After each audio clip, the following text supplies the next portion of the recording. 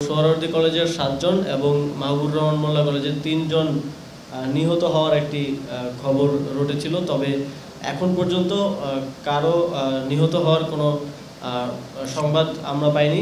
বিভিন্ন কলেজে এ ধরনের অপ্রীতিকর ঘটনা ঘটছে।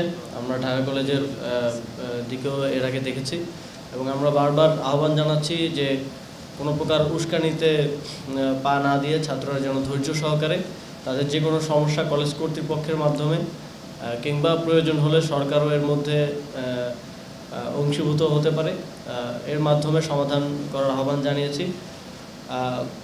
আজকের যেই ঘটনা মাহবুবুর রহমান মোল্লা কলেজে হামলার যে ঘটনা, এর যখন আমরা এই বিষয়টি নিয়ে কাজ করছিলাম তখন আমরা জানতে পারলাম যে প্রায় 6 দিন আগ থেকে এই ঘটনার সূত্রপাত হয় এবং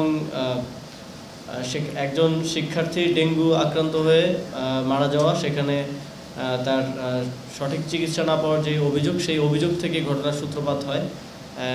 তবে সেই অভিযোগ ছিল ন্যাশনাল মেডিকেল কলেজ, যেটা পুরান ঢাকায় অবস্থিত, সেই কলেজের বিরুদ্ধে। কিন্তু সেখানে সোহরাওয়ার্দী কলেজ কীভাবে ইনভলভ হলো এবং এরপর পালাক্রমে হামলার প্রত্যুত্তরে হামলা, এই ঘটনাগুলোর মধ্যে কারা কারা জড়িত, ভাঙচুর সহ হতাহতের বিষয়গুলোতে অবশ্যই আইনগতভাবে ব্যবস্থা নেওয়ার প্রক্রিয়া চলমান আছে। এই ধরনের ঘটনাকে আর কোনোভাবেই টলারেট করা হবে না। আইন শৃঙ্খলা বাহিনী সর্বোচ্চ চেষ্টা করেছে যে কোনো ধরনের সংঘর্ষ এড়াতে এবং কোনোভাবেই যেন আইন শৃঙ্খলা বাহিনীর সাথেও শিক্ষার্থীদের কোনো ধরনের সংঘর্ষ না হয় এবং নিজেদের মধ্যে যাতে সংঘর্ষ না হয়, এই জন্য গতকাল থেকেই কলেজ কর্তৃপক্ষ চেষ্টা করে যাচ্ছিল, কিন্তু কোনোভাবেই এই সংঘর্ষ এড়ানো যায়নি। তবে সোশ্যাল মিডিয়ায় আমরা বিভিন্ন জায়গা থেকে দেখেছি যে সোহরাওয়ার্দী কলেজের 7 জন এবং মাহবুবুর রহমান মোল্লা কলেজের 3 জন নিহত হওয়ার একটি খবর রটেছিল। তবে এখন পর্যন্ত কারো নিহত হওয়ার কোনো সংবাদ আমরা পাইনি। এটা নানা মাধ্যমে নিশ্চিত হওয়ার চেষ্টা করে আসলে নিশ্চিত হওয়া যায়নি এবং কোনো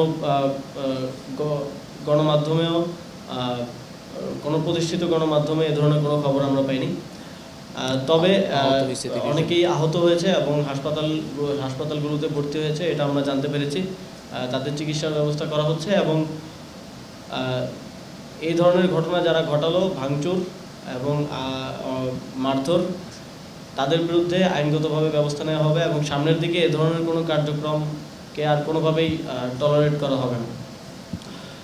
তবে পুলিশের পক্ষ থেকে আমরা যেটা জানতে পেরেছি যে যখন যাত্রাবাড়ির জায়গাটা পার হয় সেখানে শিক্ষার্থীদেরকে বাধা দেওয়া হয়েছিল, কিন্তু বাধা টপকে পুলিশকে ধাক্কে তারা সেদিক দিয়ে চলে যায় এবং কোনো প্রকার ব্যবস্থা নেওয়ার ব্যাপারে যখন আমরা জানতে চাই তখন আমাদেরকে যেটা বলা হয়েছে, যদি পুলিশের একটা রায়ট ম্যানেজমেন্টের বাংলাদেশে একটা প্র্যাকটিস, মানে তাদের যেই স্বাভাবিক ড্রিল তাদেরকে যেভাবে শেখানো হয়, প্রথমত কাঁদানে গ্যাস ছোড়া, টিয়ার শেল এবং পানি ছোড়া, এবং পানি ছোড়ার পরে যখন স্বাভাবিকভাবেই পাল্টা আক্রমণটা তারা আক্রান্ত হয়, তখন তাদের ড্রিল অনুযায়ী তখন তাদেরকে রাবার বুলেট সহ ছড়াগুলি সেটা ব্যবহার করার ড্রিল তাদেরকে দেয়া হয়েছে।